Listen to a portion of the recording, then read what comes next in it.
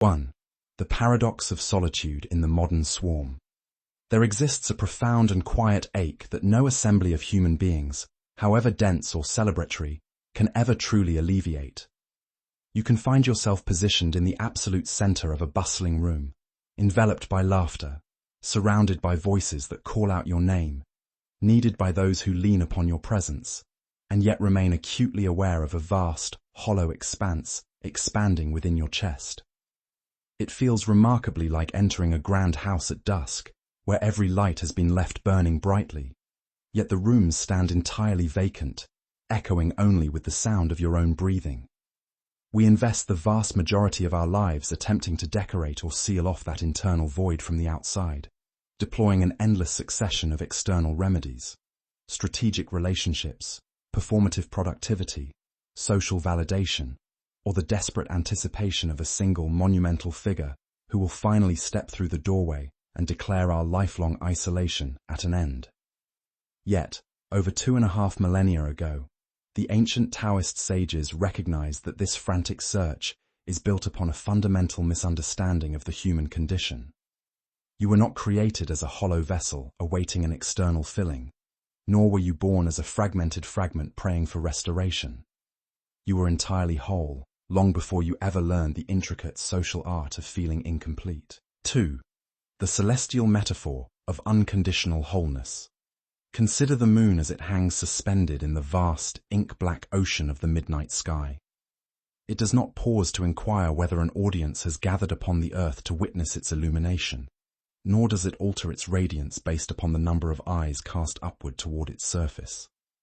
It simply exists, luminous and complete, whether 10,000 souls gaze upon it in silent wonder, or it hangs over a sleeping, deserted world, where not a single eye is open to receive its light.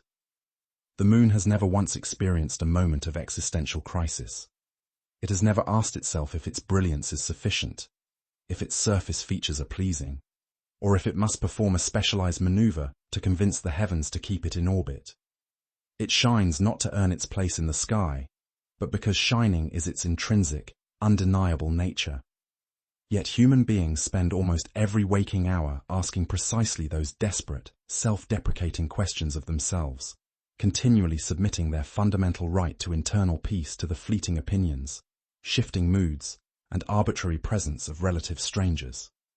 Somewhere along our developmental trajectory, we absorb the tragic falsehood that our intrinsic worth is an external currency issued solely by others, convincing ourselves that on our own, we are merely half-drawn sketches, waiting for an external hand to complete the lines. 3.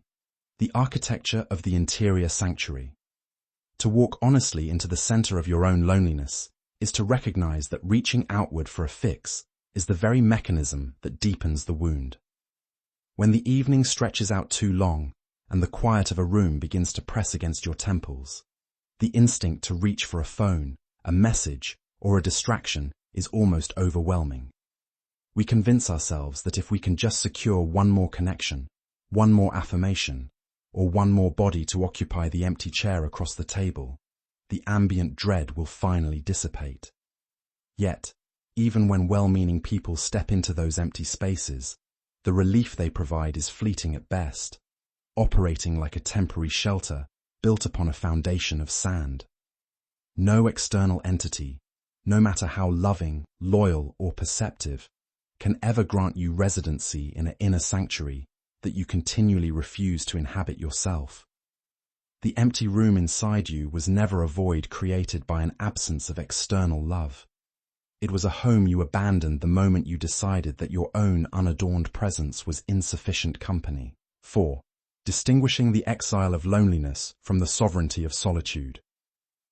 From a purely physical standpoint, the state of loneliness and the state of solitude appear virtually indistinguishable, a single individual occupying a quiet, uninterrupted space.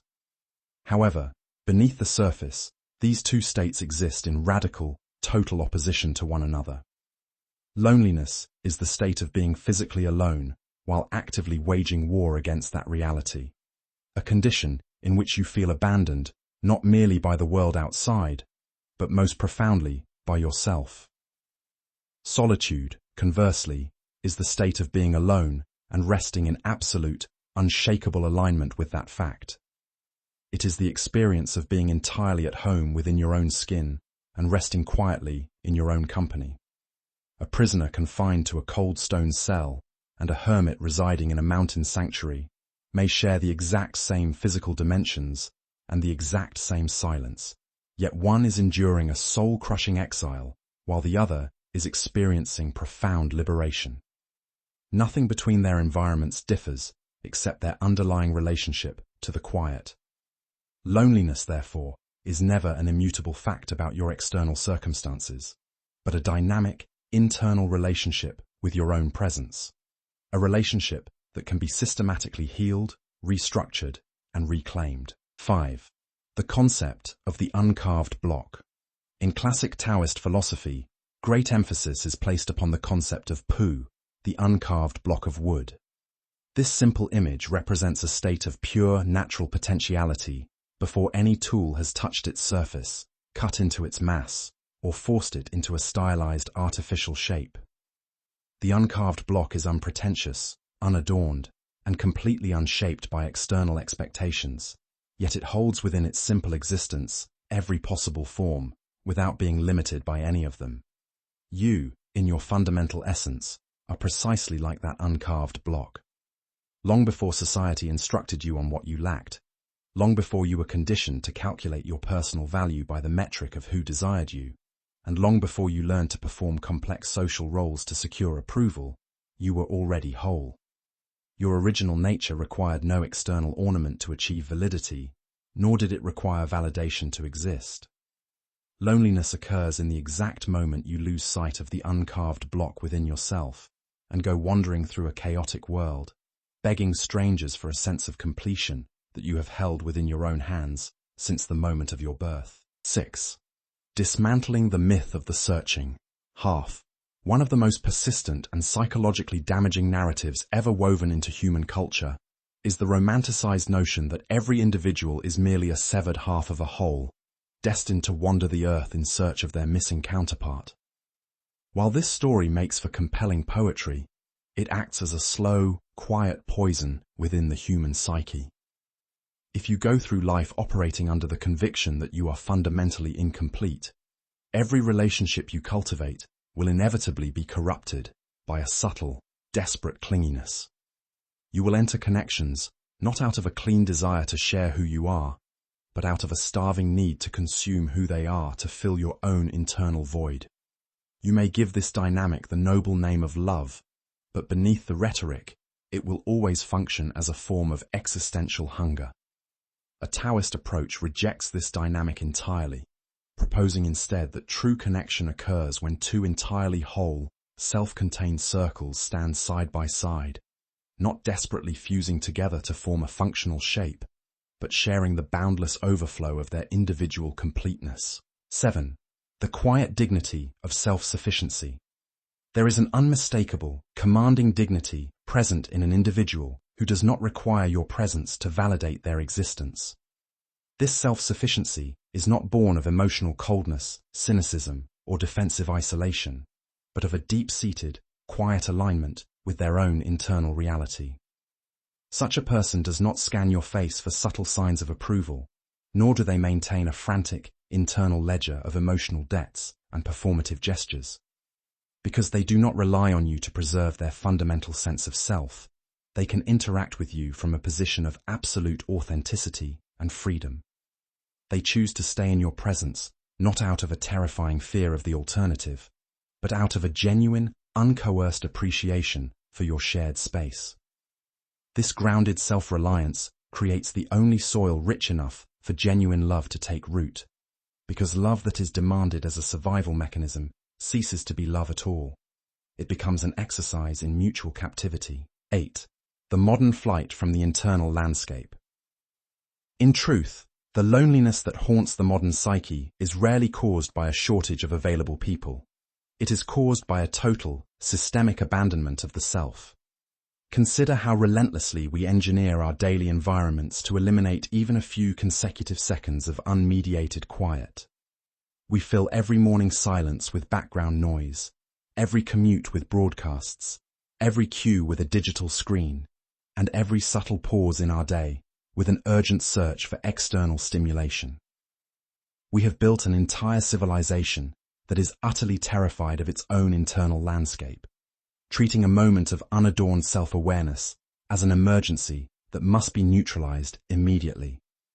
But when you systematically flee from your own company, you turn your internal world into an unfamiliar, hostile territory. The deep sense of isolation that follows you into crowded streets and social gatherings is simply the voice of your own neglected presence, calling out from the quiet room you abandoned long ago. 9. The alchemical work of conscious solitude. When you make the deliberate, courageous choice to step out of the endless cycle of distraction and sit quietly in your own presence, the initial experience is often far from peaceful. Without the protective buffer of external noise, every unresolved emotion, every buried insecurity, and every uncomfortable thought you have spent years outrunning will immediately step into the light and demand your attention. Most people panic at this stage, mistaking the rising internal noise for proof that solitude is harmful or that they are fundamentally broken. However, this initial turbulence is not an attack. It is a long overdue introduction. It is the process of the sediment settling to the bottom of an agitated body of water. If you can cultivate the discipline to remain seated through the initial discomfort, without reaching for a screen, a drink, or a person to rescue you, the internal waters will slowly clear, revealing a deep, steady calm that has been waiting patiently beneath the noise of your busy life all along. 10. The wildflower and the unwitnessed bloom. In a remote, untouched mountain valley, a wildflower opens its petals to the morning air, releasing its subtle fragrance into the passing wind.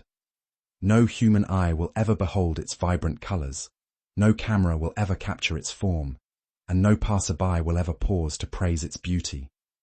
Yet, the flower does not withhold its bloom, nor does it consider its existence a failure due to the total absence of an audience.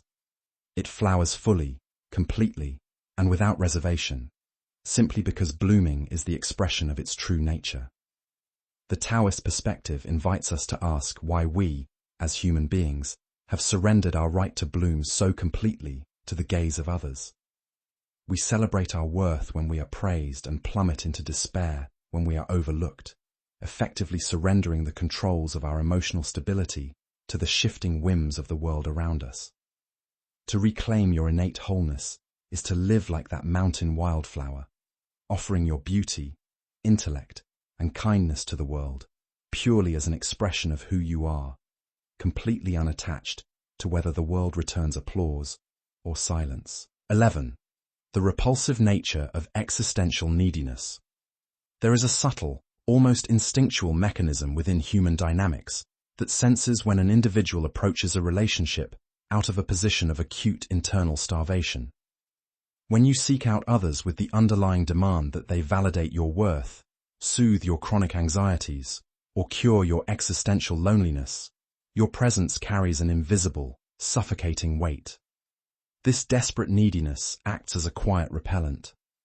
The more tightly you attempt to grasp onto others out of a fear of being left alone, the more surely you drive away the very authentic connection you long to experience.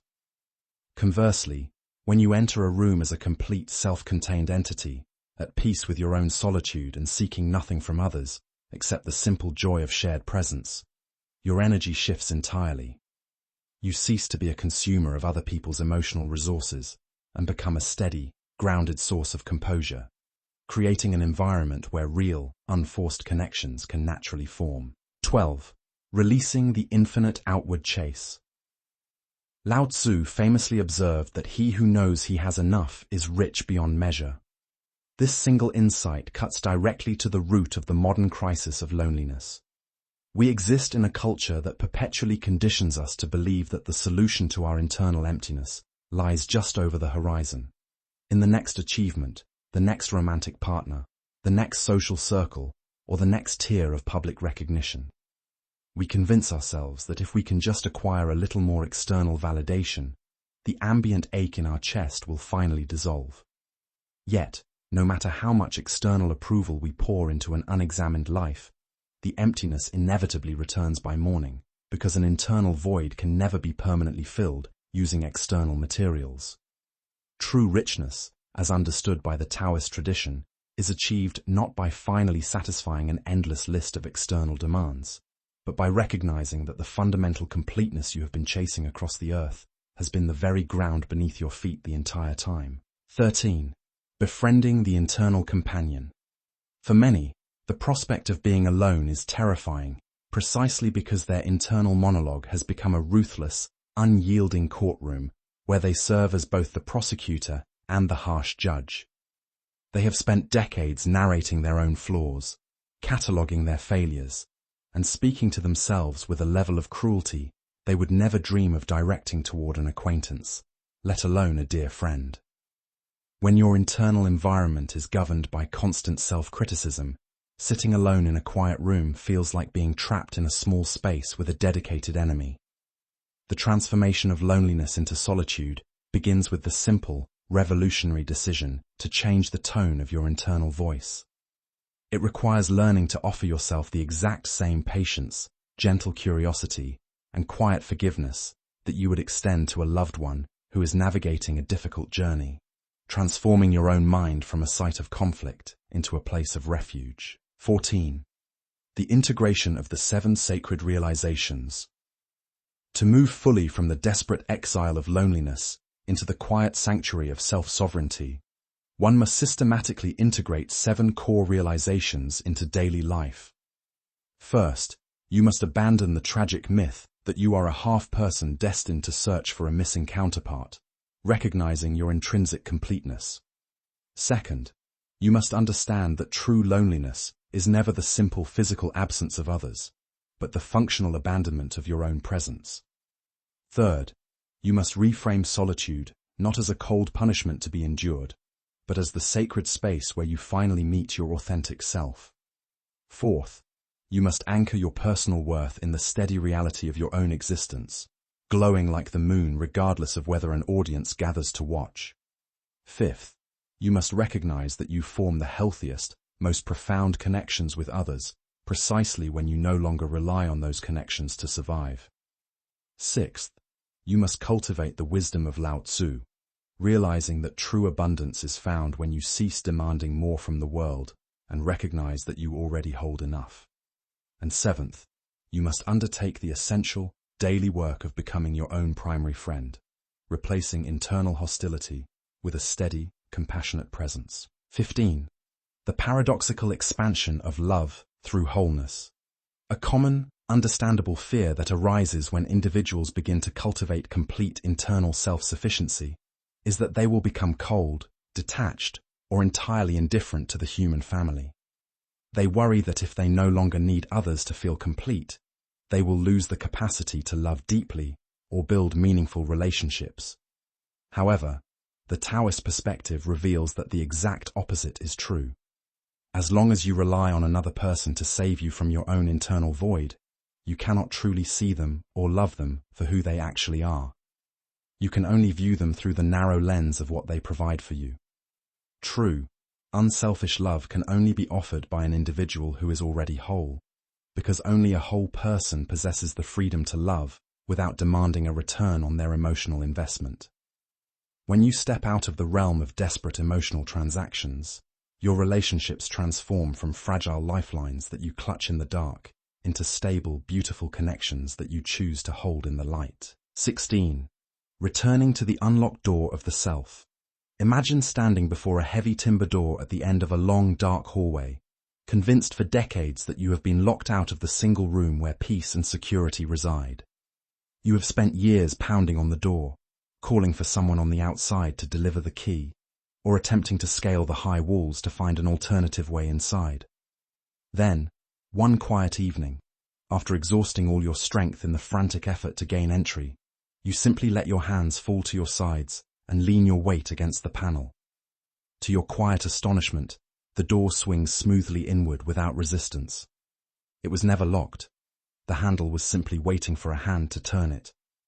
The room inside has been standing ready the entire time, illuminated and warm, waiting patiently for you to stop running down endless roads searching for a home that was built within your own chest before you took your very first breath. 17. The sanctuary of the present moment.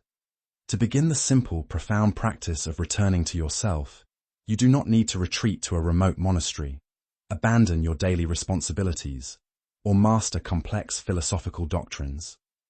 The entire journey takes place in the quiet, unglamorous moments of your existing life. It begins when you choose to sit in your car for 5 minutes after arriving home without turning on the radio or checking your notifications. It happens when you allow a moment of silence to rest between sentences during a conversation without rushing frantically to fill it with unnecessary noise. It develops when you notice an uncomfortable emotion rising within your chest and, instead of running to distract yourself, you simply pause, take a deep breath, and say to yourself, "I am here with you." In these small, unassuming acts of internal loyalty, you slowly rebuild the bridge between your conscious mind and your original nature, turning what used to be the barren desert of loneliness into the rich, fertile ground of conscious presence. 18. The unshakable reality of your original nature. Ultimately, the journey out of chronic loneliness is not a process of constructing a brand new, superior version of yourself, nor is it a project aimed at fixing a fundamentally flawed character. It is simply an act of quiet, persistent remembrance. It is the gradual, unhurried realization that the stories you swallowed about your inadequacy, your incompleteness, and your desperate need for external authorization were merely temporary shadows cast across an immovable foundation. Underneath every heartbreak you have ever endured, beneath every period of isolation you have ever feared, and despite every voice that ever told you that you were insufficient on your own, the uncarved block of your original nature has remained completely intact. You arrived in this world complete. You carry that completeness within you through every quiet room you walk into, and you will remain fundamentally whole long after the noise of the world has faded away entirely. You do not need to search any longer. You only need to settle down, breathe deeply, and finally remain at home within yourself.